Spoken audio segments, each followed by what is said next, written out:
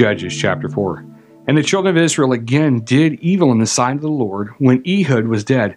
And the Lord made them become slaves of Jabin, king of Canaan, that reigned in Hazor, the captain of whose host was Sisera, which dwelled in Harosheth of the Gentiles.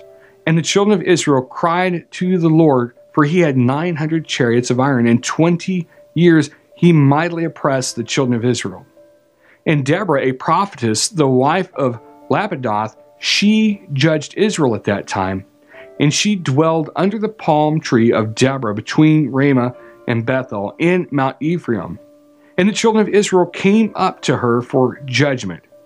And she sent and called Barak, the son of Abinoam, out of Kadesh Naphtali, and said to him, Has not the Lord God of Israel commanded, saying, Go and draw toward Mount Tabor, and take with you 10,000 men of the children of Naphtali, and of the children of Zebulun, and I will draw to you the river Kishon Sisera, the captain of Jabin's army, with his chariots and his multitude, and I will deliver him into your hand.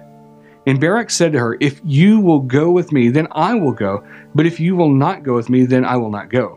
And she said, I will surely go with you, notwithstanding the journey that you take shall not be for your honor, for the Lord shall sell Sisera into the hand of a woman. And Deborah arose and went with Barak to Kadesh. And Barak called Zebulun and Naphtali to Kadesh, and he went up with 10,000 men at his feet.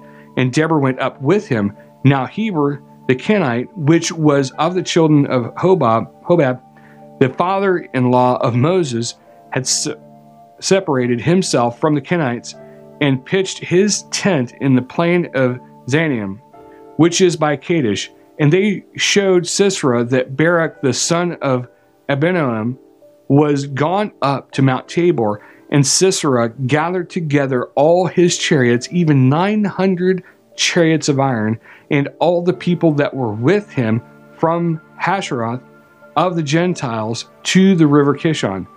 And Deborah said to Barak, Up, for this day in which the Lord has delivered Sisera into your hand, is not the Lord gone out before you?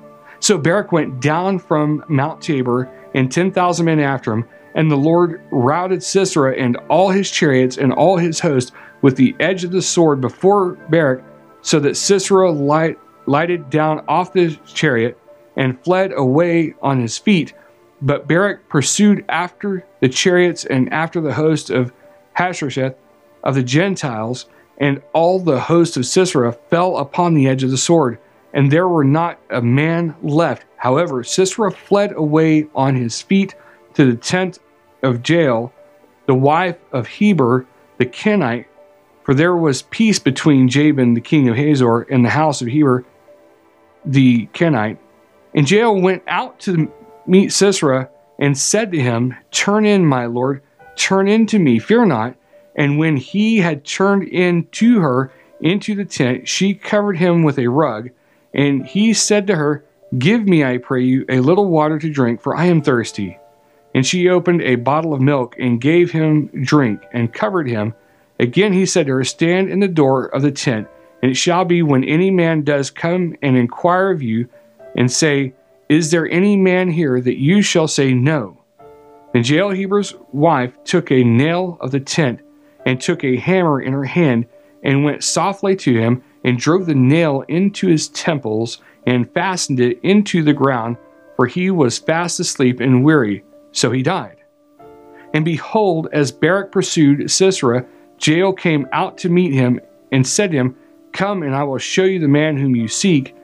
And when he came into her tent, behold, Sisera lay dead, and the nail was in his temples. So God defeated on that day Jabin the king of Canaan before the children of Israel.